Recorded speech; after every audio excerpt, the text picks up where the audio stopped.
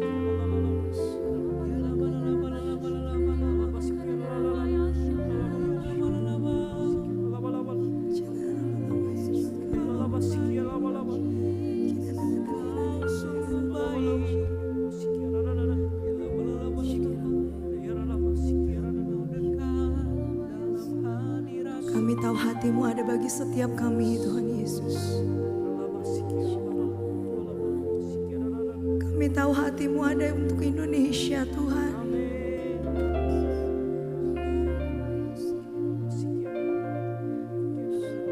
Engkau mengasihi Indonesia, Tuhan Yesus.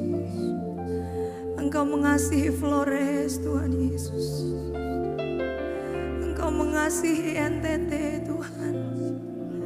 Apapun yang terjadi pada dunia ini, tidak ada satupun Tuhan Yesus yang bisa menjauhkan kami dari kasih-Mu. Hinaralalabaya, syanaralalabalalabala. Hinaralalabaya, syanaralalabalala.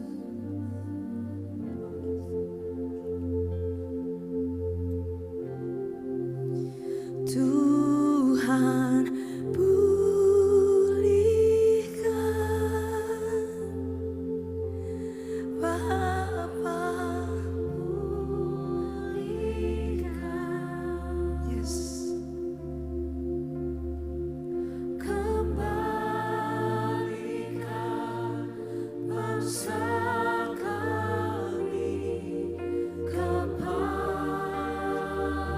Engkau mendengar nyanyian kami, Tuhan Yesus.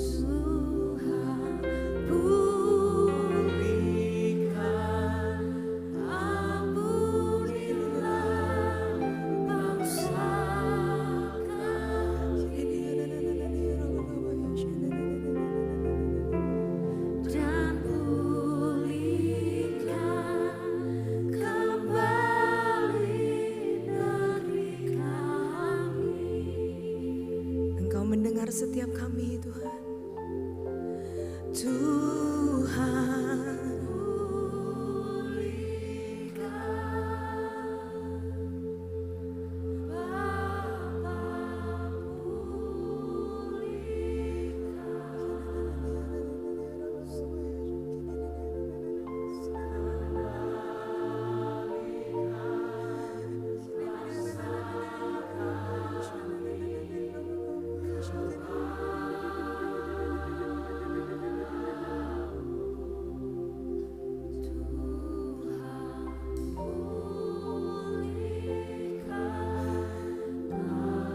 ampuni bangsa kami, Tuhan Yesus. Benar, Tuhan. Dan pulihkan kembali negeri kami. Mari lebih sungguh lagi Bapak Ibu Saudara katakan, Tuhan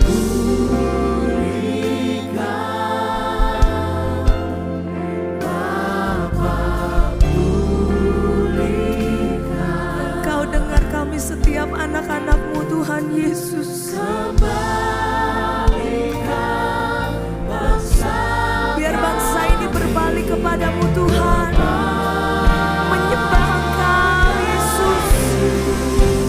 Tuhan, pulihkan, ampunilah bangsa kami. Dan pulihkan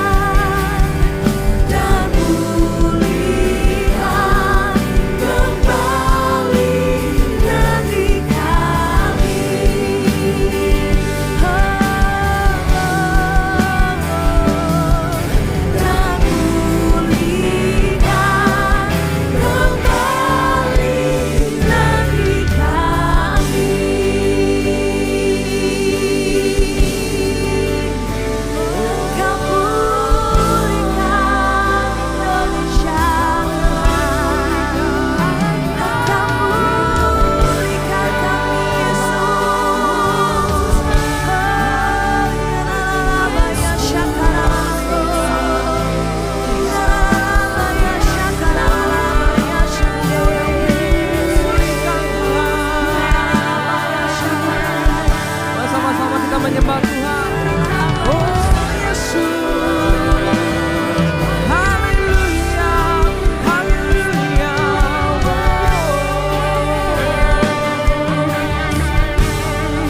Kami percaya rancangan-Mu, kami percaya indah perbuatan-Mu bagi setiap kami.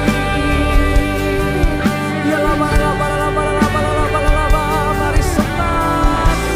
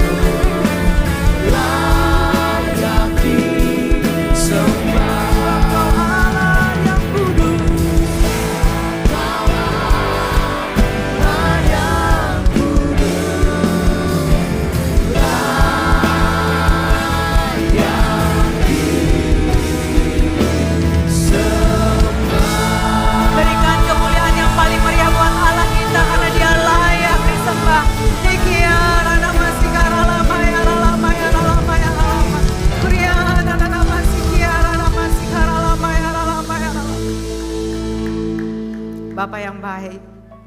Kami tahu Engkau tempatkan kami di Indonesia karena ada satu rencanamu buat Indonesia.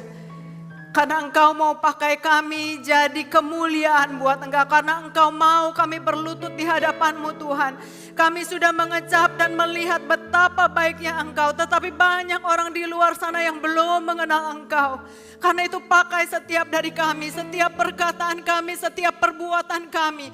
Kami yakin dan percaya ada mujizat mengikuti hidup kami karena kami punya Allah yang hidup. Dan kami mau seluruh dunia menyaksikan bahwa Allah kami adalah Allah yang perkasa, Allah yang ajaib, Allah yang layak dipuji dan disembah. Pakai kami Tuhan, sampaikan isi hatimu. Apa yang mau kau lakukan melalui hidup kami, kami akan tangkap pesanmu, kami akan lakukan. Dan kami akan tumbuh subur dan berbuah lebat sampai semua lidah mengaku, semua lutut bertelut. Seluruh bumi penuh kemuliaan-Mu Tuhan. Roh Kudus sampaikan isi hatimu, ini adalah waktumu, ini adalah tempatmu, ambil alih di dalam satu nama Tuhan Yesus Kristus. Kami telah berdoa dan mengucap syukur. Dan semua yang percaya katakan amin. Terima kasih tim Praise and Worship. Silakan duduk saudara. Shalom ibadah raya 5, apa kabarnya? Luar biasa ya. Saudara, besok kita akan merayakan Dirgahayu kemerdekaan Indonesia. 81 tahun yang lalu Tuhan sudah berbaik hati menganugerahkan kedamaian, kemerdekaan buat negara kita. Nah, kalau saudara ingat-ingat sejarah saudara. Pada waktu itu di bulan Agustus 1945 Amerika Serikat membom Hiroshima dan Nagasaki. Ingat saudara belajar sejarah? Dan pada waktu itu Jepang kalang kabut saudara. Kalah set akhirnya mengaku kalah kepada sekutu. Dan kesempatan itu diambil oleh para petinggi pada waktu itu. Mereka punya pilihan. Mau merdeka atau gimana. Tapi masalahnya gini saudara. Penjajah itu kan senjatanya canggih, betul? Senapan. Pahlawan kita senjatanya apa saudara? Bambu runcing, kalah set. Aduh gimana ya, saya yakin waktu itu mereka galau. Kalau kita merdeka, lalu penjajah datang lagi, terus kita dijajah, gak jadi merdeka, malu dong. Tapi kalau kita gak merdeka sekarang, kapan lagi? Karena itu mereka bersepakat, sekali merdeka, tetap merdeka. Makanya kita ada di Indonesia ini saudara ya. Tapi pertanyaannya gini, tubuh kita merdeka, apakah jiwa kita merdeka? Apakah roh kita merdeka saudara? Karena kemerdekaan itu bukan hanya tubuh, kemerdekaan itu jiwa dan roh. Sekarang ini ada banyak orang yang terbelenggu oleh dosa.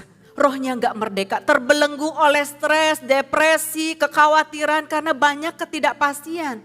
Betul? Ketidakpastian ekonomi. Saya baru baca lebih dari 1 juta sarjana di Indonesia menganggur, sarjana loh saudara. Ada banyak bapak-bapak yang begitu depresi, kena PHK.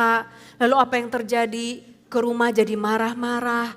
Ibunya bilang suami saya mulai NPD, Narcissistic Personality Disorder. Ada anak-anak datang ke saya tanya, Aunty Tin boleh gak sih aku minum obat tidur? Saya tanya kamu umur berapa minum obat tidur? SMA saudara. Saya tanya kenapa kamu perlu obat tidur? Aku khawatir karena papa mamaku sekarang udah gak bisa biayain pendidikanku. Aku gak punya masa depan lagi, aku gak bisa tidur. Kasihan. Ada begitu banyak hal yang menawan pikiran kita, menawan roh kita saudara. Tapi kita harus percaya bahwa kita diciptakan untuk jadi lebih daripada pemenang. Amin saudara. Karena itu khotbah saya hari ini berjudul More Than a Conqueror, lebih daripada pemenang. Nah, pertanyaannya kita mau percaya pada lingkungan kita mau percaya pada perkataan orang, kita mau percaya pada hati kecil kita atau kita mau percaya pada janji Tuhan. Ya, kita baca Roma 8 ayat 35 sampai 37. Siapakah yang akan memisahkan kita dari kasih Kristus? Penindasan atau kesesakan atau penganiayaan atau kelaparan atau ketelanjangan atau bahaya atau pedang?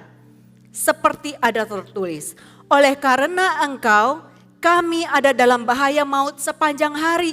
Bukan berarti jadi orang Kristen langsung gak ada bahaya. Bukan berarti jadi orang Kristen langsung jalan tol, diberkati Tuhan. Itu teori kemakmuran saudara.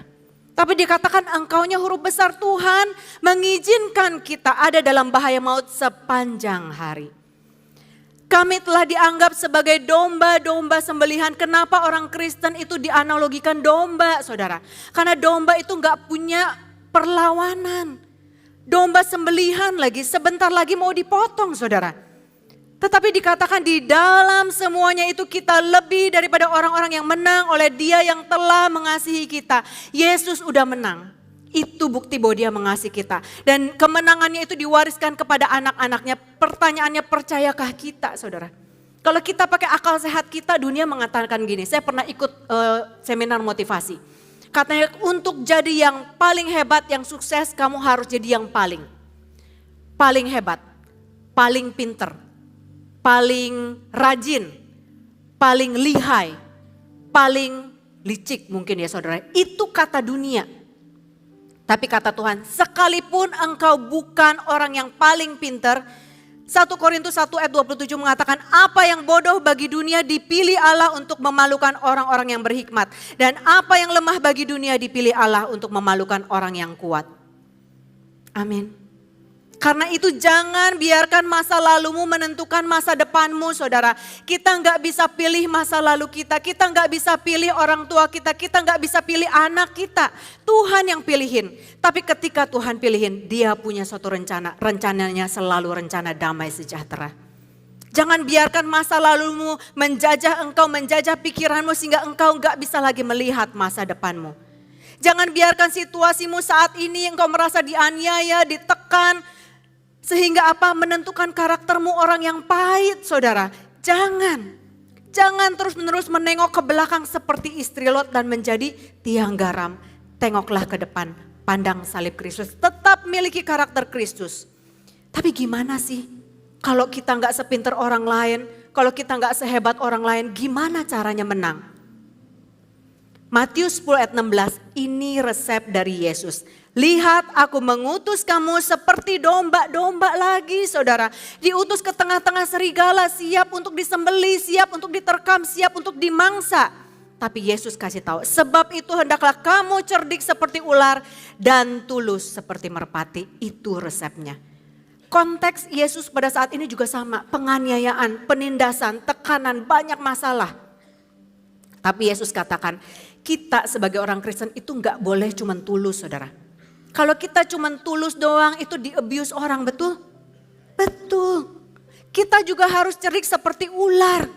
Supaya kita bisa mengalahkan serigala-serigala itu, saudara. Terus gimana dong? Kalau cuma takut akan Tuhan emang bisa apa? Permulaan hikmat adalah takut akan Tuhan. Kalau saudara kekurangan hikmat, Yakobus 1 ayat 5 mengatakan, hendaklah engkau memintanya kepada Allah yang memberikan kepada semua orang dengan murah hati, dengan tidak membangkit-bangkit. Ketika saudara nggak tahu Tuhan, gimana saudara berlutut tanya sama Tuhan. Kalau perlu puasa. Nanti lihat, Tuhan akan jawab, saudara. Dan hari ini saya rindu kita belajar sama-sama dari seorang tokoh yang bernama Mordekai. Kisahnya ada di kitab Ester. Nah, saya bacakan Ester 2 ayat 5 sampai 6. Pada waktu itu ada di dalam benteng Susan seorang Yahudi yang bernama Mordekai bin Yair bin Simei bin Kish, seorang Benyamin yang diangkut dari Yerusalem sebagai salah seorang buangan yang turut dengan Yekonya Raja Yehuda. Ketika ia diangkut ke dalam pembuangan oleh Raja Nebukadnezar, Raja Babel. Kok pembuangannya banyak banget sih? Siapa sih Mordekai? Mordekai bukan siapa-siapa, saudara. Dia adalah seorang budak, dibuang 2 kali. Jadi dulu kakek neneknya itu dibuang, ditawan oleh Nebukadnezar, Raja Babel, diangkut ke sana, lalu Babel dikalahkan oleh Media Persia, diangkut lagi jadi tawanan ke Media Persia ratusan tahun. Di dalam kitab Ester tidak ada ditemukan satupun kata tentang Tuhan. Seolah-olah Tuhan udah menghukum mereka, Tuhan lupa, saudara. Hukumannya gak dicabut lagi, Tuhan meninggalkan mereka. Dan apa yang terjadi, saudara? Mordekai tidak tenggelam di dalam masa lalunya.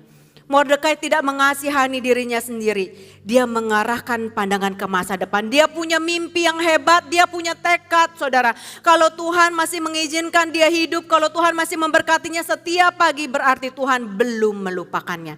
imannya hanya sebesar biji sesawi. Lalu Mordekai bertekad, aku akan jadi berkat. Sekalipun dia masih budak, sekalipun mungkin dia berkecukupan, nggak berkelimpahan, dia bilang, aku akan jadi berkat buat orang-orang yang berkekurangan. Itu tekad dia yang pertama, mimpi dia yang pertama. Saudara, untuk punya kemurahan hati, generosity, saudara nggak perlu tunggu sampai saudara kaya dan lebih kaya dan jadi konglomerat. Ketika saudara lebih dari cukup, itu udah cukup. Saudara tahu bahwa setiap berkat yang Tuhan berikan itu untuk memberkati orang lain. Kita baca ayat yang ke-7. Mordekai itu pengasuh Hadasa, yakni Esther, anak saudara ayahnya. Jadi sepupunya si Esther, saudara. Ayahnya punya saudara, ini punya anak. Sebab anak itu tidak beribu bapa lagi. Gadis itu elok perawakannya dan cantik parasnya. Ketika ibu bapanya Esther meninggal, ia diangkat sebagai anak oleh Mordekai. Saudara, waktu itu Mordekai budak, orang buangan, berkecukupan aja. Tapi dia lihat ke bawah, ada orang yang lebih berkekurangan. Ada generasi-generasi penerus yang perlu ditolong. Ada janda-janda miskin, ada anak-anak yatim piatu. Dia nggak bisa tinggal diam, saudara, karena dia punya mata Tuhan. Dia angkat Esther jadi anak angkatnya. Meskipun hidupnya sederhana, saudara. Dia tahu Yakobus 1 ayat 27. Ibadah yang murni yang tak bercacat di hadapan Allah Bapa kita ialah mengunjungi yatim piatu dan janda-janda di dalam kesusahan mereka. Dan menjaga supaya diri sendirinya tidak dicemarkan oleh dunia. Itu yang Tuhan mau dari kita. Ibadah yang sejati itu bukan di hari Minggu, saudara. Ibadah yang sejati itu di hari Senin sampai Sabtu. Ketika enggak ada yang lihat, itu ibadah yang sejati. Tuhan melihat yang tersembunyi dan membalaskannya kepadamu. Saudara, waktu COVID, kami punya bengkel kami tutup ya. Semua orang tutup, kantor kami tutup. Lalu ada ibu-ibu yang datang ke suami saya nangis-nangis minta didoakan. Suami mereka meninggal. Mereka enggak punya kerjaan, saudara. Mereka enggak tahu anak-anaknya punya masa depan enggak. Tapi suami saya tahu mereka bukan hanya butuh doa, mereka butuh uluran tangan. Lalu suami saya tanya sama saya, Tin, boleh gak kita sekolahin mereka nanti? Saya bilang berapa anak? Dia bilang 6. Gak semua Kristen, ada yang dari agama seberang. Saya bilang boleh, tabungan kita cukup. Kita sekolahkan mereka sampai sekarang, saudara 2 udah lulus, 4 belum. Karena untuk itulah kita dipanggil Tuhan untuk jadi garam dan terang dunia. Toh kita gak akan bawa ke kuburan kok, saudara, kalau lebih. Lalu apa yang terjadi? Anak saya mau kuliah, dia punya mimpi besar ke satu university. Cukup mahal, saudara, di luar negeri. Suami saya hitung-hitung, aduh kalau dia ke sana, adiknya ke sana, anak kita 3, kayaknya gak cukup. Jadi gimana? Wah, dia nangis-nangis, mimpinya hancur, saudara. Lalu kita sama-sama penyembahan, kita adain mesbah keluarga, Tuhan bukakan pintu. Dia bilang, Mah kalau gitu yang deket aja ke NUS Singapura. Papanya tanya, boleh gak apply scholarship? Dia bilang gak eligible, gak bisa. Oh ya udah gak apa-apa, nanti kita bayar. Lalu ketika dia terima NUS, saudara, ada pop-up yang bilang apa? You are eligible for tuition grant 50% dari pemerintah Singapura. Dapat diskon 50%, wow seneng banget, gak apply dapat. Tuhan luar biasa. 1 minggu kemudian dapat lagi email. Dia dapat ASEAN Scholarship 50% plus uang saku. Jadi setiap semester kita gak perlu transfer uang, pemerintah yang transfer, saudara. Berikan kemuliaan buat Allah kita, saudara. Apakah kita waktu menyekolahkan anak-anak itu kita bilang, Tuhan kami memberi dengan tujuan supaya nanti Tuhan berikan scholarship? Enggak, saudara, enggak pernah kepikir itu bonus daripada Tuhan. Karena ketika kita memberkati anak-anak Tuhan, Tuhan memberkati anak-anak kita. Dia Allah yang enggak pernah berhutang, saudara. Dia bilang gini, Mami aku malu banget, kayak di antara semua yang mendapat scholarship aku yang paling enggak pinter.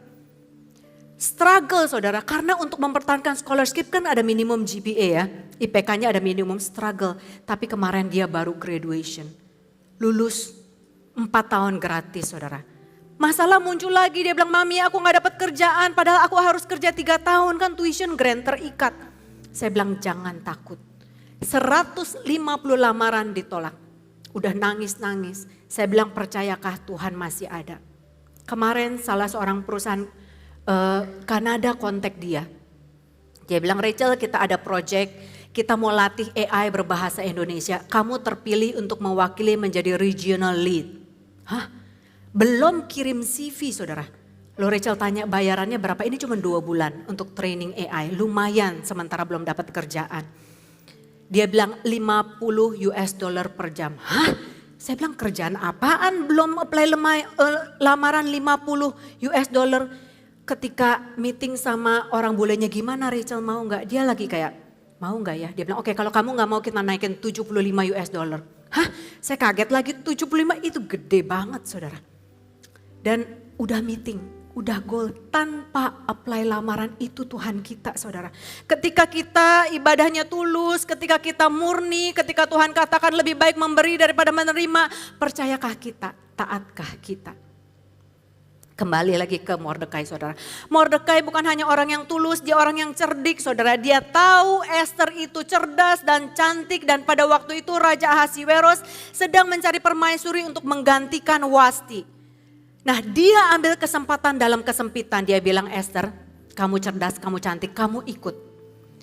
Tapi Esther bilang, gimana? Tapi kan kita kaum minoritas, kita kaum Yahudi, orang lain gak suka kali sama kita. Shh, jangan bilang sama siapa-siapa. Ini kompromi bukan saudara, karena gak ditanya asal usulnya di mana. Di ayat yang 10-11, Esther tidak memberitahukan kebangsaan dan asal usulnya karena dilarang oleh Mordekai. Tiap-tiap hari berjalan-jalanlah Mordekai di depan pelataran balai perempuan itu untuk mengetahui bagaimana keadaan Esther dan apa yang akan berlaku atasnya. Jadi Mordekai ini lihat Esther ini masih hijau, cuman tulus doang, dia belum cerdik, dia latih, saudara. Tiap hari dia lihat, aduh si Esther ditanya apa nih, ntar takutnya dia terlalu jujur. Aduh si Esther dibully gak ya sama permaisuri yang lain ya, calon-calon gadis yang cantik-cantik dan cerdas itu. Itu yang dilakukan oleh Mordekai, dan apa yang terjadi, saudara, ketika dia lagi bolak-balik di istana. Ayat 21-23 mengatakan, ketika Mordekai duduk di pintu gerbang istana raja, sakit hatilah Bigtan dan Teres, 2 orang sida-sida raja yang termasuk golongan penjaga pintu. Lalu berikhtiarlah mereka untuk membunuh Raja Ahasiweros. Tetapi perkara itu dapat diketahui oleh Mordekai. Lalu diberitahukannya lah kepada Esther sang ratu, dan Esther mempersembahkannya kepada raja atas nama Mordekai. Perkara itu diperiksa dan ternyata benar. Maka kedua orang itu disulakan, digantung pada tiang, saudara. Dan peristiwa itu dituliskan dalam kitab sejarah di hadapan raja. Pada waktu itu Mordekai punya pilihan. Dia mau selamatin raja atau enggak. Tapi kan itu bukan raja dia, betul? Itu adalah raja yang menawan dia. Ngapain diselamatin? Biarin aja dibunuh. Rasain, siapa suruh dia jahat. Tapi Mordekai melakukan kebenaran sekalipun gak ada yang lihat. Dia mau jadi berkat buat bangsanya. Dia mau jadi berkat buat negara di mana ia ditempatkan oleh Tuhan. Untuk dapat apa? Gak dapat apa-apa, saudara. Namanya tercatat tok. Catat dapat apa? Gak dapat apa-apa. Tapi dia melakukan kebenaran karena dia orang benar. Bukan karena ada udang di balik batu. Karena Yeremia 29 ayat 7 mengatakan, usahakanlah kesejahteraan kota kemana kamu aku buang, dan berdoalah untuk kota itu kepada Tuhan sebab kesejahteraannya adalah kesejahteraanmu. Saudara, bagaimana caranya kita untuk jadi berkat buat kota kita, buat negara kita? Yang pertama, saudara, jadi warga negara yang baik. Gimana caranya? Kalau ada pemilu, saudara nyoblos, jangan tidur. Jangan saudara berdoa dapat pemerintah yang bijaksana, lalu saudara tidur gak nyoblos, golput saudara. Datang nyoblos, tapi sebelum nyoblos gimana? Cerdik. Nonton dong debat capresnya. Yang qualified yang mana? Jangan cap-cip-cup, kembang kucup. Nah yang ini. Ya, kenali calon presiden saudara. Kado pilkada nyoblos saudara, lihat daerah saudara tuh siapa. Jangan saudara gak tahu semua banyak karena dia artis, dia terkenal, saudara nyoblos. Lalu saudara ngomel-ngomel sama Tuhan, Tuhan gimana sih kok kotak kita kayak gini? Lah yang nyoblos siapa? Kok jadi nyalahin Tuhan? Kamu yang nyoblos, ya kan?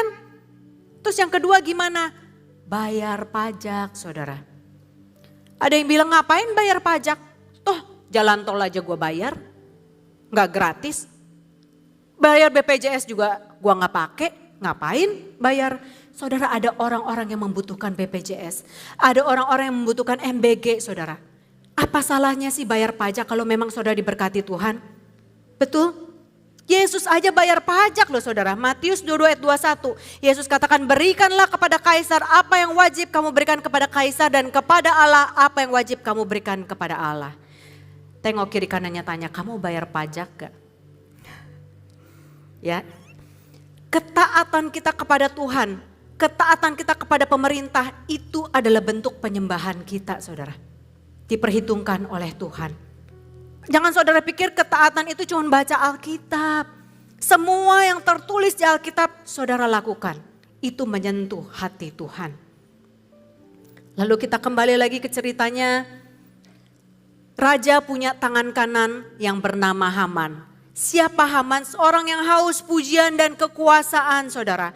Di Esra 3 ayat 2 dikatakan, dan semua pegawai raja yang di pintu gerbang istana raja berlutut dan sujud kepada Haman. Sebab demikianlah diperintahkan raja tentang dia. Tetapi Mordekai tidak berlutut dan tidak sujud. Dia tulus iya, dia cerdik iya. Tapi dia pegang teguh kebenaran.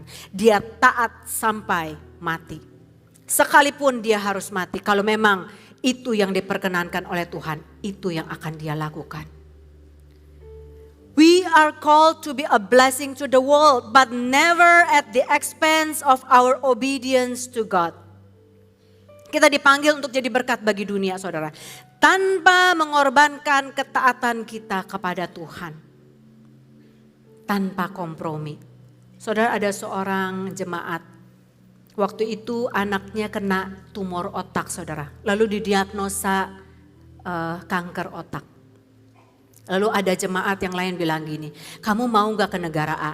Di situ ada pengobatan alternatif. Memang yang bertugas di situ itu semua penyembah-penyembah dewa-dewi lain. Tapi mereka punya hikmat.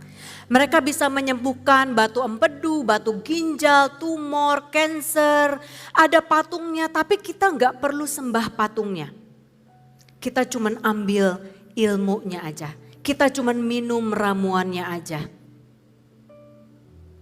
Dia galau saudara. Lalu dia bilang sama saya gini, saya nggak mau. Saya nggak mau mengkhianati Tuhan saya. Kalau memang Tuhan mau sembuhkan anak saya, Tuhan bisa sembuhkan.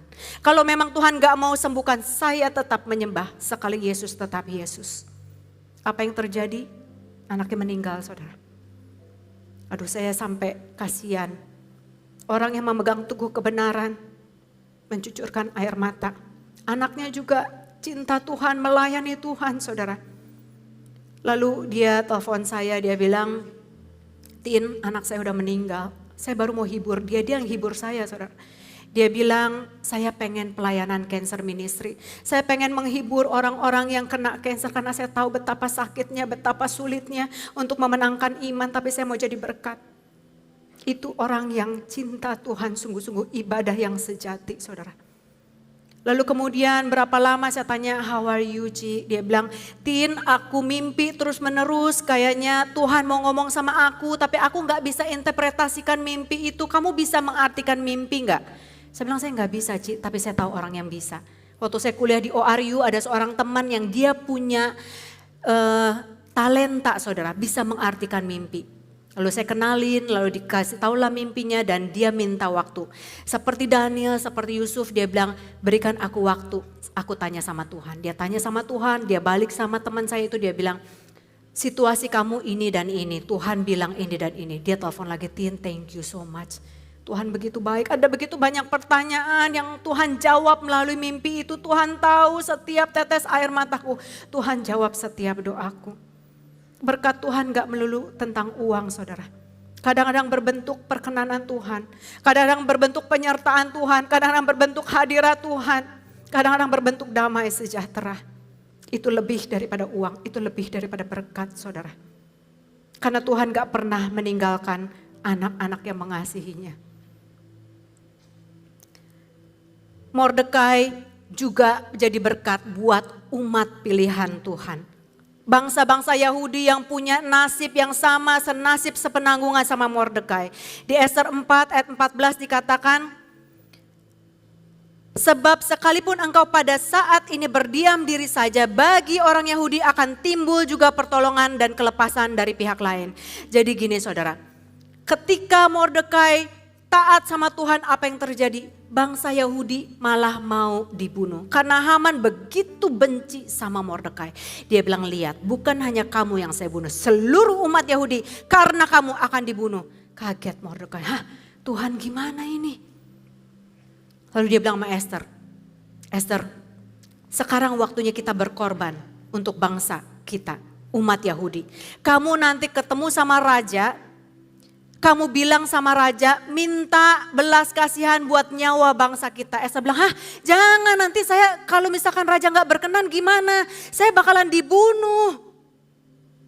Mordekai bilang, terserah kamu, saya gak mau paksa kamu, saya akan tetap berdiri untuk Tuhan. Tapi kalau raja tahu kamu juga bangsa Yahudi, mungkin kamu dan keluargamu pun akan dibinasakan. Tapi siapa tahu mungkin justru untuk saat yang seperti ini engkau beroleh kedudukan seperti ratu.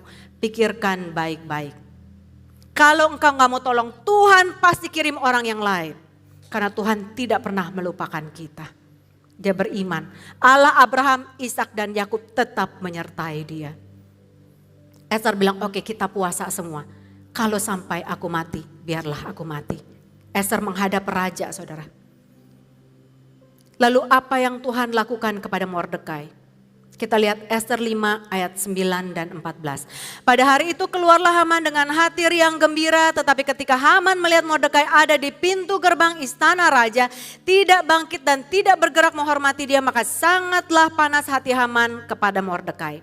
Lalu kata Zeres istrinya dan semua sahabatnya kepadanya, suruhlah orang membuat tiang yang tingginya 50 hasta, persembahkanlah besok pagi kepada raja, supaya Mordekai disulahkan orang pada tiang itu. Kemudian dapatlah engkau dengan bersuka cita pergi bersama-sama dengan raja ke perjamuan yang diadakan oleh Esther. Mereka nggak tahu Esther dan Mordekai itu berhubungan, saudara. Hal itu dipandang baik oleh Haman, lalu ia menyuruh membuat tiang itu. Tuhan menolong Mordekai? Enggak. Dia bukan hanya diancam untuk dibunuh seperti yang lain, saudara. Dipermalukan di lapangan kota, disulahkan di atas tiang. Untuk orang yang menyembah kepada Allah Yahweh. Itu yang diterima oleh Mordekai. Hancur enggak hatinya? Enggak, saudara. Karena dia sudah bertekad. Sekali Allah tetap Allah. Sekalipun dia harus mati, biarlah dia mati. Mati karena membela kebenaran. Mati karena membela nama Allah Yahweh. Allah yang selalu memberkati dia. Kita baca kelanjutannya di Esther 6 sampai 2 sampai 3. Lalu singkat cerita, suatu hari raja gak bisa tidur. Saudara, malam-malam dia bingung, tiba-tiba dia keinget ada yang menyelamatkan dia. Dikatakan di situ didapati suatu catatan tentang Mordekai yang pernah memberitahukan bahwa Bigtan dan Teres, dua orang sida-sida raja yang termasuk golongan penjaga pintu, telah berikhtiar membunuh Raja Ahasiweros. Maka bertanyalah raja, kehormatan dan kebesaran apakah yang dianugerahkan kepada Mordekai oleh sebab perkara itu? Jawab para biduan dan raja yang bertugas pada baginda, kepadanya tidak dianugerahkan suatu apapun. Raja kaget, hah kok bisa sih? Saya lupa kok gak ada yang ingetin sih, gimana sih? Aduh, kasih apa ya sama Mordekai? Waktu dia lagi mikir-mikir, saudara, ada langkah kaki Haman. Bilang, panggil Haman masuk, saya mau ngomong. Dia bilang, Man, apa yang harus aku berikan kepada orang yang menyelamatkan nyawa raja? Wah, si Haman langsung GR, saudara. Dia bilang, raja gini, nanti saudara raja kasih dia baju kebesaran. Baju yang biasa dipakai raja. Kasih dia mahkota raja. Kasih dia kuda yang biasa raja pakai. Suruh satu orang pembesar arak keliling lapangan kota. Suruh pembesar itu teriak-teriak. Beginilah akan dilakukan kepada orang yang dihormati oleh raja. Raja bilang bungkus, cakep. Ya, nanti kita lakukan seperti itu. Wah, Haman gede kepala, saudara. Dia pikir, nah ini saatnya. Tapi dia lupa Lukas 14 ayat 11. Sebab barang siapa meninggikan diri ia akan direndahkan, dan barang siapa merendahkan diri ia akan ditinggikan. Tuhan gak pernah melupakan janjinya. Mordekai telah merendahkan dirinya serendah-rendahnya, saudara. Dan untuk Allah menolong dia itu semudah membalikan telapak tangan. Apa yang terjadi? Esther berhasil menghadap raja, raja berkenan kepadanya. Esther enggak jahat, saudara. Dia enggak balas kejahatan dengan kejahatan. Dia enggak bilang, raja ini yang dilakukan oleh Haman, dia orangnya jahat, dia begini, dia begitu. Dia cuma bilang, raja, aku memohon belas kasihan. Ada orang yang mau memusnahkan bangsaku. Raja kaget, siapa? Haman. Wah, kaget. Lalu apa yang dilakukan di Esther 7 ayat 10? Kemudian Haman disulahkan pada tiang yang didirikannya untuk Mordekai, maka surutlah panas hati raja. Saudara, kalau ada orang yang jahatin saudara, jangan balas kejahatan dengan kejahatan. Kalau saudara balas kejahatan dengan kejahatan, apa bedanya saudara dengan dunia? Roma 12 ayat 19 mengingatkan kita, pembalasan itu adalah hak Tuhan. Akulah yang akan menuntut pembalasan, demikianlah firman Tuhan. Tuhan yang akan bela saudara. Lalu Esther 8 ayat 2, raja mencabut cincin matra yang diambil daripada Haman, diserahkannya kepada Mordekai, dan Mordekai diangkat oleh Esther menjadi kuasa atas harta milik Haman. Orang yang punya mata Tuhan, orang yang punya hati Tuhan, dibela oleh Tuhan sendiri, diberkati oleh Tuhan sendiri, dan dilindungi oleh Tuhan sendiri. Dan bukan hanya itu saudara, raja bilang, Mordekai, mulai sekarang kalau ada orang yang mau membunuh bangsamu, bunuh mereka. Aku tidak akan menghukum kamu, semua kekuasaan kuberikan kepadamu. Esther 9 ayat 3-4. Dan semua pembesar daerah dan wakil pemerintahan dan bupati serta pejabat kerajaan menyokong orang Yahudi, karena ketakutan kepada Mordekai telah menimpa mereka. Sebab Mordekai besar kekuasaannya di dalam istana raja, dan tersiarlah berita tentang dia ke segenap daerah. Karena Mordekai itu bertambah-tambah besar kekuasaannya. Orang yang mau dipakai oleh Tuhan, diuji oleh Tuhan. Semakin besar ujiannya, semakin tinggi Tuhan akan mengangkat dia. From zero to hero. Mordekai bukan siapa-siapa saudara. Dia orang biasa yang punya Tuhan yang luar biasa. Saudara, kita nggak bisa pilih masa lalu kita. Tapi kita bisa pilih masa depan kita. Jangan biarkan keadaanmu, masalahmu, situasimu menentukan siapa dirimu. Jadilah berkat bagi mereka yang membutuhkan. Gak perlu tunggu engkau kaya, gak perlu tunggu engkau berlimpah-limpah jadi konglomerat. Ambil keputusan Tuhan. Aku diberkati untuk memberkati. Gak perlu memberkati seluruh kota, dimulai dengan satu orang. Saudara, ingat-ingat siapa orang yang perlu saudara tolong. Jadilah berkat bagi mereka yang membutuhkan. Jadilah berkat bagi bangsamu, jadilah berkat buat generasi di bawahmu. Muliakanlah Tuhan dengan hidupmu. Itu yang Tuhan panggil. Itu adalah ibadah yang sejati. Lakukan bagianmu dan lihat bagaimana Tuhan mempersiapkanmu untuk menjadi pemenang dan lebih daripada pemenang. Minta hikmat daripada Tuhan. Tuluslah seperti merpati, tapi cerdiklah seperti ular. Saudara, ada seorang yang saya mau sharingkan sama saudara. Namanya adalah Pastor William McDowell, saudara. Pastor William ini bukan siapa-siapa. Waktu kuliah dia taat, dia jujur sama Tuhan, dia gak nyontek, dia belajar terus, dia gak clubbing. Tapi apa yang dia terima? Semua orang bilang dia nerd, gak punya teman saudara.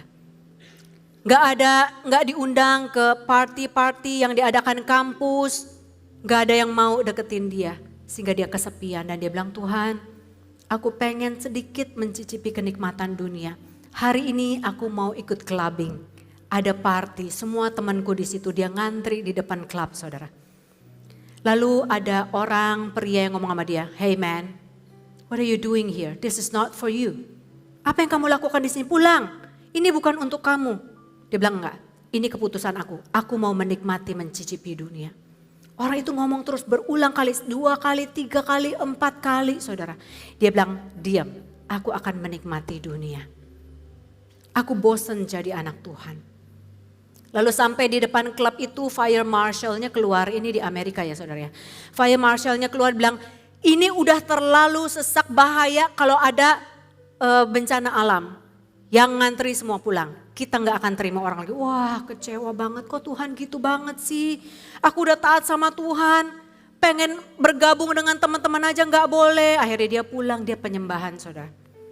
Dia di dorm sama 3 orang teman, jadi di dorm itu bertiga. Tapi ketika dia penyembahan, Tuhan menghampiri dia. 3 hari, 3 malam kemuliaan Tuhan memenuhi seluruh ruangan kamar tidurnya. Dia nggak makan, dia nggak minum. Karena dia takut kalau dia keluar cari makanan, Tuhan pergi. Dia begitu menikmati Tuhan. Nah, 2 orang temannya yang tinggal di sini, yang satu itu pacarnya itu main witchcraft saudara. Jadi ada kartu tarot yang dibaca, ramalan, cari uangnya begitu. Yang satu lagi itu drug dealer.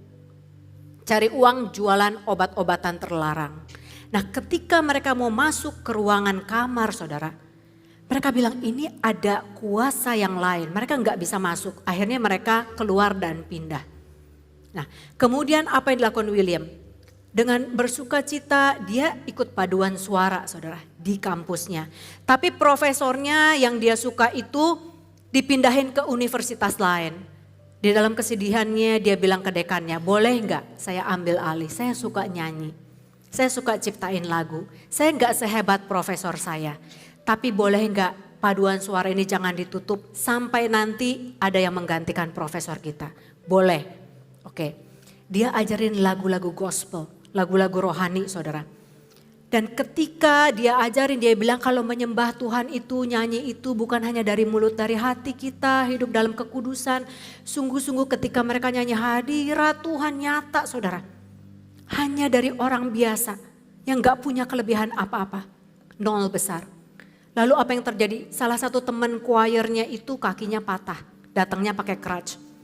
Terus si William bilang, Tuhan sanggup sembuhkan. Dia bilang, kita doain, diketawain orang saudara, separuh udah pulang. Gila kali dia, mana ada mujizat zaman segini gitu. Halu, dasar nerd. Yang lain bilang oke, kita berdoa sembuh saudara. Yang patah gak jadi patah. Lalu dia bisa coba lompat-lompat, dia lari-lari, sembuh langsung tersiarlah kabar. Allahnya si William Allah yang luar biasa. Besokannya ada yang disembuhkan, besokannya ada yang disembuhkan saudara. Lalu dekannya dengar.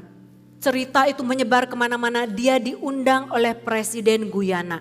Saya sampai Google saudara, Guyana tuh di mana? Amerika Selatan ternyata. Aneh bisa sampai ke sana saudara. Lalu presidennya yang ateis. Jadi Guyana itu negara yang ateis. Karena presiden yang dulu bilang, aku gak percaya sama Tuhan, Tuhan itu gak ada, kita gak menyembah Tuhan.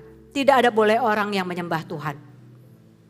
Dan dia diundang, si William diundang. Menghadap Presiden Guyana, presiden bilang ini, William, katanya kamu bisa melakukan mujizat, lakukan mujizat di sini. William bingung, saya nggak bisa, Pak. Saya itu hanya bisa mengundang hadirat Tuhan. Kalau nanti memang Tuhan mau mengadakan mujizat, baru mujizat ada. Oke, silahkan undang hadirat Tuhan.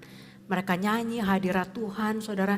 Rajanya bilang gini, mulai hari ini seluruh Guyana menyembah Allahnya William.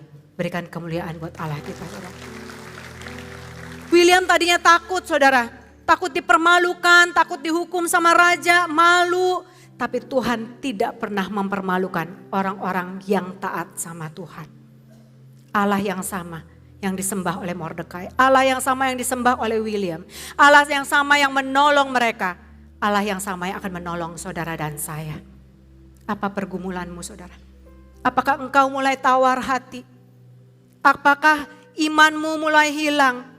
Apakah engkau mulai merasa bahwa Tuhan meninggalkanmu? Hari ini engkau tahu bahwa Tuhan tidak pernah meninggalkanmu. Kalau saudara ada waktu, hari Selasa saudara hadiri doa fajar. Saya mau sharing tentang hubungan neuroscience dengan Alkitab. Ya, nanti saudara akan lihat bahwa Tuhan yang menciptakan sains, bahwa Alkitab didukung oleh fakta ilmiah. Nanti kita sama-sama lihat bahwa Allah kita Allah yang luar biasa. Kita tutup di dalam doa. Bapa, Engkau lihat anak-anakmu yang hadir di sini. Mungkin hidup kami enggak baik-baik saja. Mungkin hidup kami masih banyak masalah. Engkau enggak berjanji langit akan selalu biru. Engkau enggak berjanji jalan akan selalu rata. Tetapi Engkau berjanji Engkau akan selalu menyertai dan enggak pernah meninggalkan kami. Kami pegang janji-Mu Tuhan. Sekalipun kami mungkin gak sepintar orang di luar sana, gak sehebat mereka. Tapi kami punya iman bahwa Tuhan akan mempergunakan hidup kami untuk mempermalukan orang-orang yang berhikmat di luar sana. Orang-orang yang kuat di luar sana. Orang-orang yang hebat di luar sana. Orang-orang yang tinggi hati karena kami punya kerendahan hati. Berikan kami mata-Mu Tuhan. Untuk mengampuni dan mengasihi orang-orang yang menindas kami. Berikan kami hati-Mu. Untuk berdoa bagi mereka yang menganiaya kami. Untuk punya kebesaran hati karena kami tahu ketika kami punya kebesaran hati berkat yang besar siap tercurah. Jadikan kami berkat buat keluarga kami, buat keluarga besar kami, buat kota kami, buat bangsa kami Indonesia. Karena untuk itu Tuhan tempatkan kami. Kami akan merdeka bukan hanya secara tubuh kami, secara jiwa kami tolak stres dan depresi. Kami beriman bahwa kami akan berjalan dari satu kemenangan kepada kemenangan, dari satu kemuliaan kepada kemuliaan. Sekalipun kami orang-orang biasa, kami punya Allah yang luar biasa. Dan kami pegang janji-Mu Tuhan. Sampai seluruh bumi penuh kemuliaan-Mu, kami akan tetap berdiri membela Allah kami. Di dalam nama Tuhan Yesus Kristus kami telah berdoa mengucap syukur. Dan semua yang percaya katakan, amin. Tuhan Yesus memberkati. Boleh sama-sama saya undang setiap kita bangkit berdiri. Kita akan mengakhiri ibadah sore hari ini dengan doa tutup dan dilanjutkan dengan doa berkat.